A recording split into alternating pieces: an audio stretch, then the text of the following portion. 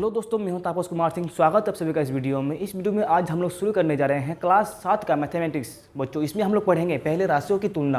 अगर हम लोग बिहार बोर्ड की किताब की बात करेंगे तो बच्चों ये जो है राशियों की तुलना 10वें नंबर में मिलेंगे। वहीं अगर हम लोग NCERT बुक्स की बात करेंगे तो बच्चों इसमें आपको 8वें नंबर में मिल जाएगा। तो बच्चों पहले हम लोग समझेंगे राशि क्या होता है। यानी कि राशि बच्चों जैसे हम लोग किसी भी चीज़ को मापते हैं, लंबाई चौड़ाई ऊंचाई में मापते हैं, गहराई में मापते हैं, तो बच्चों ये जो है लंबाई चौड़ाई ऊंचाई ये राशि हो जाएंगी।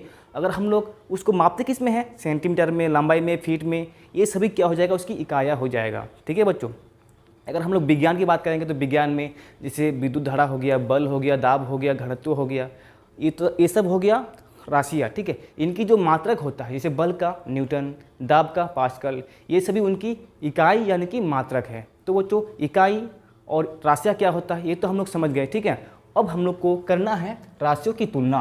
और उससे पहले हम यहाँ पे पॉइंट लिखे हैं एक, देखो, किसी भी राशि को पूर्ण रूप से समझने के लिए संख्यात्मक मान एवं इकाई का होना आवश्यक है। मतलब किसी भी राशि को हम लोग तभी पूर्ण रूप से समझ पाएंगे जब उसमें एक संख्यात्मक मान और एक इकाई दिया हुआ रहेगा। जैसे इसमें इस पेड़ की यानी कि छोटा नारियल पेड़ का जो है लंबाई है 6 मीटर और बड़ा नारियल पेड़ का जो लंबाई है 18 मीटर। यानी कि इसमें देखोगे इसकी लंबाई 6 मीटर है, ठीक है, और इसकी लंबाई है 18 मीटर।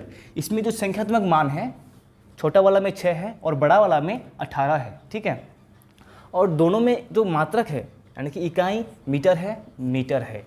ठीक है, इसकी लंबाई कितनी है हम लोग तभी समझ पाएंगे जब संख्यात्मक मान और उसकी इकाई दोनों रहेगा, दोनों उसमें मौजूद होंगे, तभी हम लोग किसी भी राशि को समझ पाएंगे। जैसे बल, विज्ञान की बात करेंगे तो बल, ठीक है, हम किसी वस्तु को कितना बल लगा के धक्का दे रहे हैं उसको समझने के लिए उसमें तो न्यूटन होना ज़रूरी है, और हम कितना लगा रहे हैं वो संख्यात्मक मान भी होना ज़रूरी है। ठीक है, तभी हम लोग समझ पाएंगे कि हम लोग जो है किसी कार को या फिर किसी वस्तु को कितना बल लगाकर धक्का दिए। ठीक है, तो बच्चों सेम इसी तरह देखो, अब हम लोग को समझना है कि राशियों की तुलना कैसे करते हैं। ये तो हम लोग समझ गए कि पहला पॉइंट में किस तरह से हम लोग पूरी तरह से समझ सकते हैं, तो संख्यात्मक मान और इकाई दोनों का होना आवश्यक है। ठीक है, तो यहाँ देखो दो राशियों की तुलना करते समय राशियों की इकाइयाँ समान होनी चाहिए। ठीक है बच्चों, तो हम लोग पहले तो इसकी तुलना करते हैं। तुलना हम लोग किस तरह से करेंगे, यहाँ छोटे पैर की लंबाई और बड़े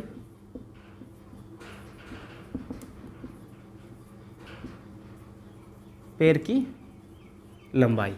ठीक है, हमें तुलना करना है छोटे पैर की लंबाई और बड़े पैर की लंबाई का। ठीक है, तो छोटे पैर की लंबाई कितना है 6 मीटर, 6 मीटर, और बड़े पैर की लंबाई है 18 मीटर। यानी कि बच्चों यहाँ बड़े पैर की जो लंबाई है वो छोटे पैर की लंबाई का 3 गुना है। ठीक है, हम लोग इस तरह से तुलना कर सकते हैं, मतलब छोटे पैर की लंबाई से बड़े पैर की लंबाई 3 गुना है। ठीक है, तो इस तरह से हम लोग किसी भी वस्तु का तुलना करते हैं। ठीक है, जैसे यहाँ अगर हम लोग कर देंगे इसकी लंबाई 12, ठीक है, इसकी लंबाई 12 हो गया और इसकी लंबाई 6 मीटर, तो फिर हम लोग तुलना कर सकते हैं कि छोटे पैर की लंबाई बड़े पैर की लंबाई से आधी है। ठीक है, मतलब कि आधा है, और बड़े पैर की लंबाई छोटे पैर की लंबाई से 2 गुना है। तो इस तरह से हम लोग तुलना करते हैं किसी भी चीज़ का। जैसे मेरे पास एक मार्कर है और एक लकड़ी है। ठीक है, तो लकड़ी देखो, इसको हम लोग अगर मापेंगे तो इसका लगभग 2 गुना से ज़्यादा है। यानी कि इस तरह से बोल सकते हैं ये लकड़ी की लंबाई इस मार्कर से लगभग 2 गुना से ज़्यादा है। ठीक है, तो इस तरह से हम लोग किसी भी वस्तु का तुलना करते हैं। तो बच्चों फिर नीचे देखो कि दो राशियों की तुलनाओं को अनुपातों के रूप में भी व्यक्त कर सकते हैं। मतलब हम लोग जो छोटे पैर की लंबाई और बड़े पैर की लंबाई की तुलना करते हैं तो इसको हम लोग अनुपातों में भी व्यक्त कर सकते हैं। और कैसे देखें, यहाँ हम लोग को अनुपात लगाना है, यहाँ अनुपात लगा देंगे तो ये बन जाएगा अनुपात, यानी कि छोटे पैर की लंबाई का अनुपात बड़े पैर की लंबाई। ठीक है, और इसमें 6 मीटर अनुपात 12 मीटर।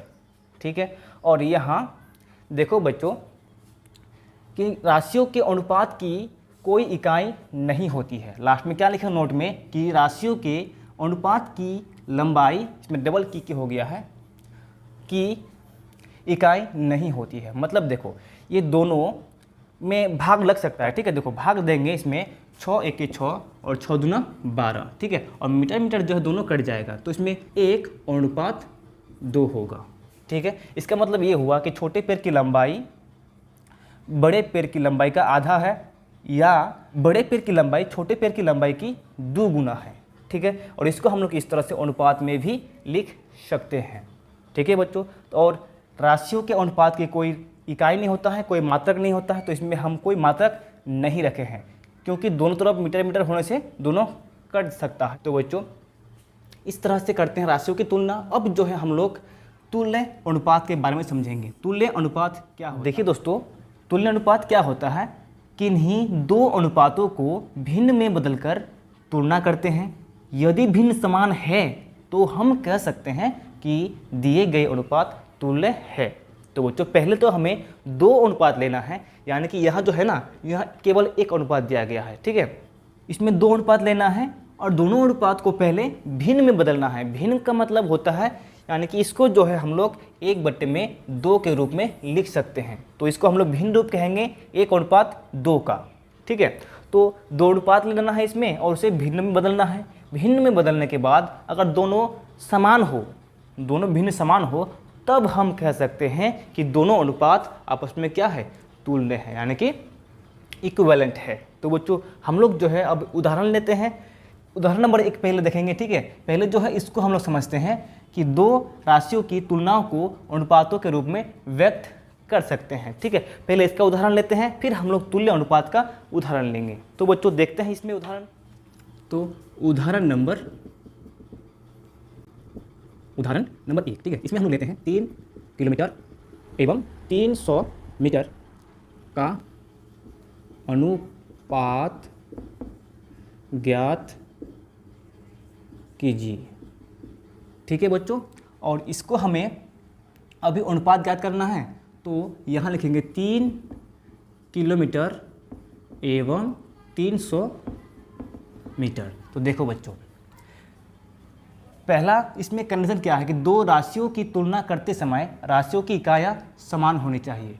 तो यहाँ जो है दोनों राशियाँ अलग अलग है, ठीक है, यानी कि दोनों इकाइयाँ अलग अलग है, ठीक है। किलोमीटर है इसमें है मीटर।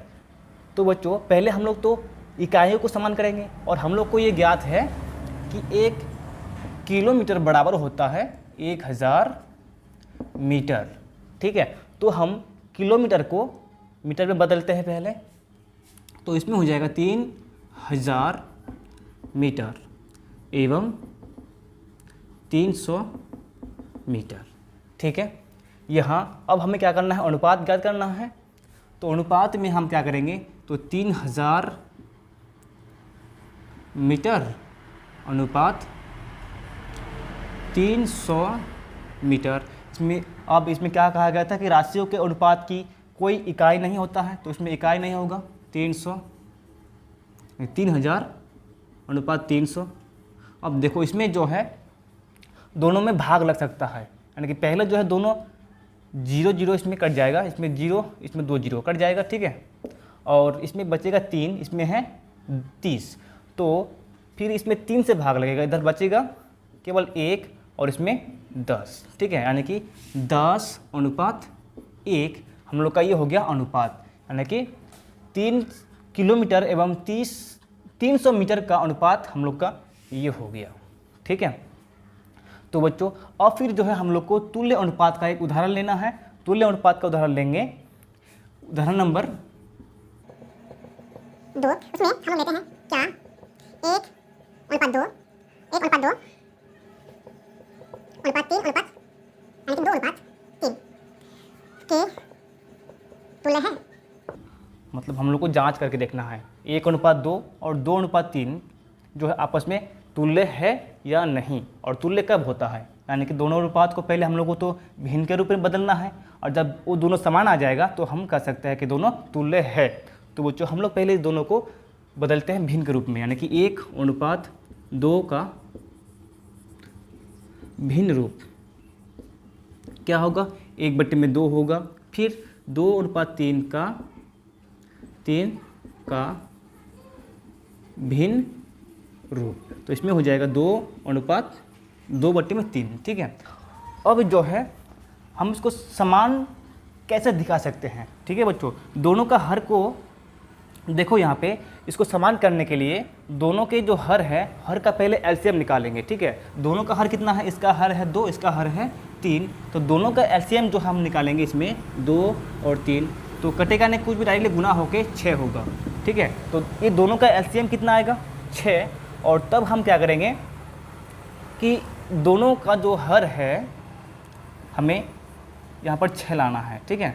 इसमें भी 6 लाएंगे, ठीक है। इसका हर में भी हम 6 लाएंगे, इसका हर में भी हम 6 लाएंगे, और हर जो है हम पहले लिख लिए, ठीक है। तो बच्चों इसको हम ऊपर नीचे 3 से गुना करेंगे, ऊपर नीचे 3 से गुना करेंगे तो 3 1 3, 3 दूना 6 हो जाएगा इसमें। अब इसमें जो है हम 2 से ऊपर नीचे गुना करेंगे, ठीक है। ऊपर भी 2, नीचे भी 2, ठीक है। 2 दूना 4, 3 दूना 6, तो दोनों का हर जो है समान हो गया। और जब दोनों का हर समान है और उसका अंश, मतलब कि जिसका अंश ज़्यादा होगा वही जो है भिन्न संख्या बड़ा होगा, ठीक है। तो जो इसमें नीचे वाला संख्या है, नीचे वाला संख्या का जो अंश है वो बड़ा है, तो इसलिए 2/3 जो है ये बड़ा होगा। मतलब हम कह सकते हैं कि जो 3/6 है वो छोटा है 4/6 से, ठीक है। और इसीलिए हम ये कह सकते हैं कि जो 1/2 है ये छोटा होगा 2/3 से, मतलब कि ये तुल्य नहीं है, इसका भिन्न जो है समान नहीं आया, ठीक है बच्चों। तो हम लोग और एक एग्जाम्पल लेते हैं इसका, ताकि हम लोग दिखा सके कि तुल्य कब होता है, ठीक है। तो इसको मैं मिटा देता हूँ ऊपर वाला को। उदाहरण 3, ठीक है। तो 3 क्या 2/4 अनुपात 3/6 की तुल्य है। तो सेम हम उसी तरह से एग्जाम्पल लिखे, ठीक है। तो जांच करना है हम लोग को कि ये जो अनुपात दिया हुआ है इस अनुपात के तुल्य है या नहीं। तो पहले हम लोग फिर इसी तरह से उसको हम लोग भिन्न रूप में बदलते हैं। 2/4 का भिन्न रूप यानी कि 2/4 और 3/6 का भिन्न रूप हो जाएगा 3/6। तो बच्चों इसको हम लोग समान दिखाने के लिए फिर से जो नीचे वाला है संख्या यानी कि हर है, हरों का एलसीएम निकालेंगे, ठीक है। हरों का एलसीएम क्या होगा, 6 और 4 का। तो इसमें 6 और 4 का एलसीएम निकालते हैं। 2 से कटेगा 2 दूना 4, 3 दूना 6 और नहीं कटेगा, ठीक है। 2 दूना 4, 4 तिया 12, यानी कि एलसीएम जो है 12 आता है, ठीक है। और 4 से 12 को भाग देंगे तो 3 आएगा, यानी कि इसको 3 से ऊपर नीचे गुना करना है। 3 से ऊपर नीचे गुना करेंगे तो इसमें आ जाएगा 3 दूना 6, 4 तिया 12, ठीक है। और फिर 6 से अगर भाग देंगे 12 को, इसमें 12 आया था तो आएगा इसमें 2, तो ऊपर नीचे हमें 2 से गुना करना है। 2 से गुना करेंगे इसको भी 2 से गुना करेंगे तो हो जाएगा 3 दूना 6 और नीचे 6 दूना 12, ठीक है बच्चों। अब देख रहे हैं क्या कि दोनों अनुपात जो है बराबर आ गया है। मतलब हम इस तरह से लिख सकते हैं 6/12 बराबर 6/12, ठीक है।